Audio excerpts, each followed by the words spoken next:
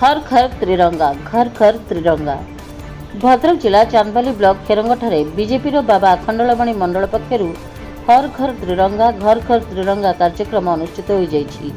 August 9 रु 17 तारिख पर्यंत चलिथिबा अभियान में बीजेपी जिला सभापति भगवान पंडा, उपसभापति अजय नायक और पूर्णचंद्र पाणी, राष्ट्रीय कृषक मोर्चा संयोजक उपेन्द्र राउल, बाबा अखंडलमणि मंडल सभापति संदीप कुमार नायक, उपसभापति प्रशांत माझी समेत अनेक दलीय कर्मकर्ता माने जोग देइथिले। एथिसह चांदबाली बीडीओ संजीव कुमार महापात्र, मंडलर कर्मकर्ता मीनकेतन विश्वाल, राजाराम महाकूट, अमली कुमार दास, प्रसन्न नायक, रामचंद्र विश्वाल, अशोक राउत और संतोष माझी प्रमुख उपस्थित थिले।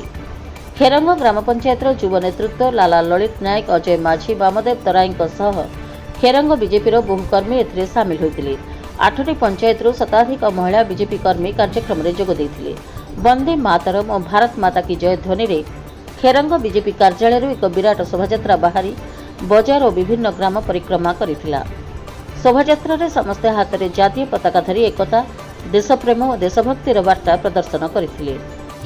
समस्त भारतीय मान गोटे एकतार सूत्र बांधिबा एवं विकसित ओडिशा, विकसित भारत एवं विकसित अन्य राज्य मान करबा पई ये होछि हमर सरकार गोटे प्रयास जे जो जातीय पताका तले छिड़ा हेले जनक भितर भारतीयतार दंभ गर्व सृष्टि हुए।